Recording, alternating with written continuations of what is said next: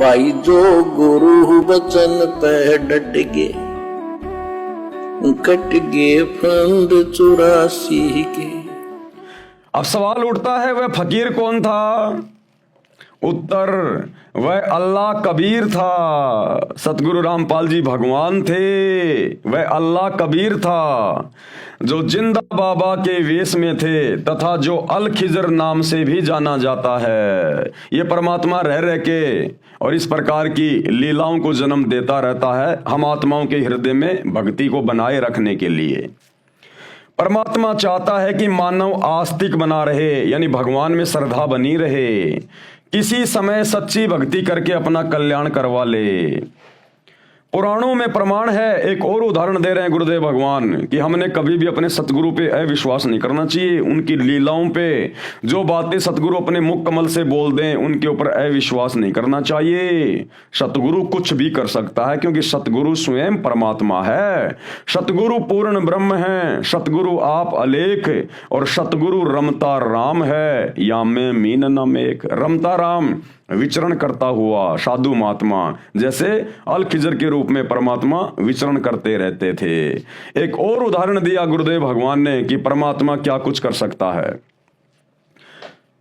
पुराणों में प्रमाण है कि एक राजा अपनी बेटी को लेकर ब्रह्मा जी के पास ऊपर ब्रह्मा के लोक में बेटी के योग्य पति पूछने तथा विवाह की तारीख रखवाने के लिए गया।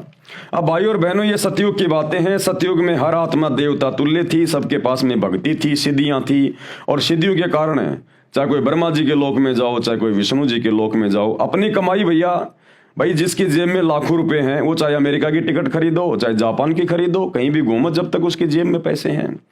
तो इसी प्रकार सतयुग में सभी आत्माएं भक्ति युक्त हुआ करती थी, सबके पास भक्ति धन होता था, सिद्धियां हुआ करती थी। तो एक पंडित जी अपनी बेटी के लिए योग्य वर कहाँ मिले, कैसे मिले, उसके लिए वो ब्रह्मा जी के पास चला गया कि ब्रह्मा जी से बड़ा पंडित और ज्ञानी और कोई नहीं है, और अपनी बेटी के विवाह का मुहूर्त भी मैं ब्रह्मा जी से निकलवाऊंगा। तो सतयुग में वो ये कहकर और अपनी बेटी को साथ में लेके ब्रह्मा जी के पास चला गया। यह त्रेता युग की बात है, माफ करना भाई और बहनों, ये त्रेता युग की बात है। त्रेता युग में व्यक्तियों की ऊंचाई 30 फुट से भी अधिक होती थी। त्रेता 12,96,000 वर्ष का होता है, यानी त्रेता युग की कुल आयु कितनी होती है? 12,96,000 वर्ष। यह त्रेता युग के बीच की घटना थी। ये जो पंडित वाली घटना थी ये त्रेता युग के बीच के समय की घटना थी। ब्रह्मा ने कहा कि आप नीचे जाओ, लड़की का विवाह बलराम से कर दो, श्री कृष्ण जी के भाई से कर दो। पृथ्वी का तो युग बीत गया। अब जितनी देर में वो पंडित जी ब्रह्मा जी से सारी बातें करके वापस आया अपनी लड़की के साथ, तब तक तो पृथ्वी पर एक युग बीत गया। युग, लाखों साल बीत गई पृथ्वी पर। यहां कुछ क्षण ही बीते और ब्रह्मा जी के लोक में कुछ क्षण ही बीते थे, यानी पंडित जी को आने जाने में बिल्कुल कुछ क्षण का ही समय लगा, और पृथ्वी पर नीचे पूरा युग बीत गया। राजा नीचे पृथ्वी के ऊपर आया तो उसके परिवार का कोई व्यक्ति नहीं बचा। लड़की की ऊंचाई बलराम से बहुत अधिक थी। लिखा है कि राजा हैरान था। बलराम 15 फुट लंबा था, लड़की 30 फुट लंबाई की थी। बलराम यानी श्री कृष्ण जी का भाई ने हल उठाया और लड़की के सिर के ऊपर रखकर दबाया, उसे अपने समान लंबाई वाला बना दिया। देखो भाइयों और बहनों, ये अध्यात्म है।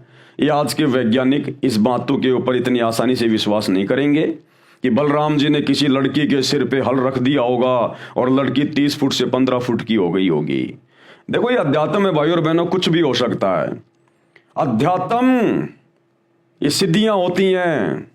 आप इस पेन को इंसान बना सकते हो, गधा बना सकते हो, वापस इसको पेन बना सकते हो, मिट्टी बना सकते हो। अरे जब ये जादूगर छोटी मोटी अपनी वो कला दिखा के नजर बंद करके एक जादूगर मिट्टी से कबूतर बना देता है, तो ये अल्लाह, ये खुदा, ये क्या नहीं कर सकता।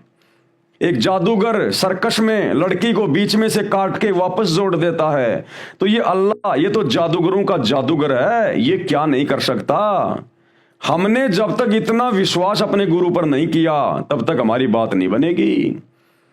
सतगुरु अगर दिन के 12 बजे कह दे कि बेटा रात के 12 बज रहे हैं और आपको दिन लग रहा है, सूरज भी दिखाई दे रहा है, गर्मी पड़ रही है, तो सतगुरु की बात पे अविश्वास नहीं करना कि बिल्कुल जो मेरे गुरुजी ने कह दिया शब्दा शब्द सत्य है, रात के 12 ही बज रहे हैं, मेरी आंखों का धोखा है भाई। इतना विश्वास, इतना ब्लाइंड फेथ हमने अपने गुरु के वचन पे, अल्लाह के वचन पे करना पड़ेगा, तब हम सफल होंगे इस भक्ति मार्ग पर। तो बलराम जी ने उस लड़की के सिर के ऊपर अपना हल रखा, उसे दबाया और उसे अपने समान लंबाई वाला बना दिया, तब उनका विवाह हुआ। वह राजा भी श्री कृष्ण जी के राज्य में रहा। परमात्मा के मार्ग में सब कुछ संभव है, एवरीथिंग इज पॉसिबल। परमात्मा के मार्ग में कुछ भी संभव है। अविश्वास करना परमात्मा का अपमान करना है। भगत का उद्देश्य जन्म मृत्यु के कष्ट से छुटकारा पाना होना चाहिए। सत्य साधना के मंत्र पूर्ण गुरु से लेकर मर्यादा में रहकर मोक्ष प्राप्त करे। किसी पाखंडी गुरु की बातों में ना आए। बोले व्यक्तियों को अपने जाल में फंसाते हैं, कहते हैं कि इतनी दक्षिणा दो, इतने रुपए अलग दो, तुम्हारे संकट निवारण के लिए अनुष्ठान करूंगा। अब क्या कह रहे हैं गुरुदेव, जिनको सतनाम व सारनाम देने का अधिकार नहीं है, उनके द्वारा किया गया धार्मिक अनुष्ठान किसी काम का नहीं होता। जिनको सतनाम और सारनाम देने का अधिकार नहीं होता है, उनके द्वारा करवाया गया अनुष्ठान कोई काम नहीं आता।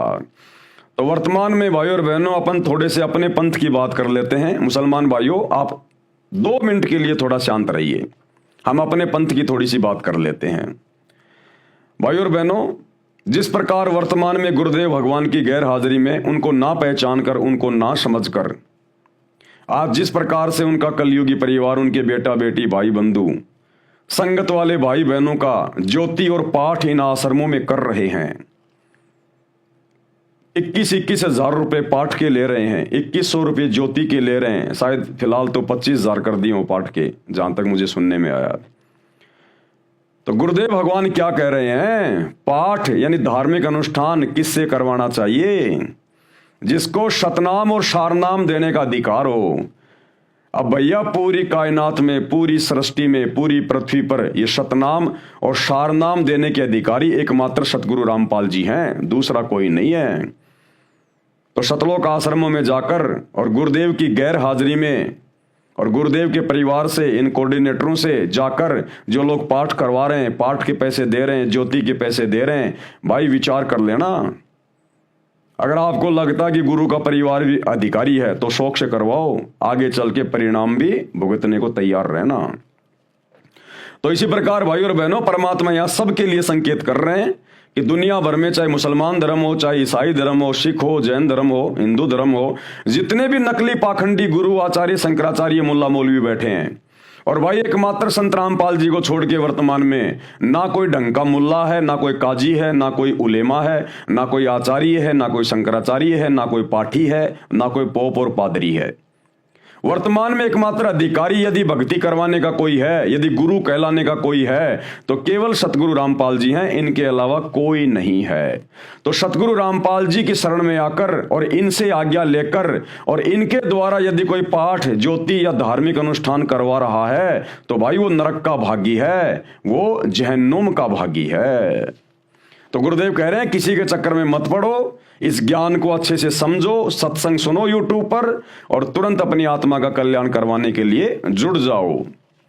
अन्य प्रमाण, परमात्मा पे कितना विश्वास होना चाहिए, सतगुरु के प्रत्येक वचन पर साधक ने किस कदर ब्लाइंड फेथ करना चाहिए, केवल अपने सतगुरु के वचनों पर। सतगुरु कहो, तत्वदर्शी संत को हो, बाखबर को हो, चाहे अल्लाह कबीर को हो, चाहे परमेश्वर को हो, एक ही बात है।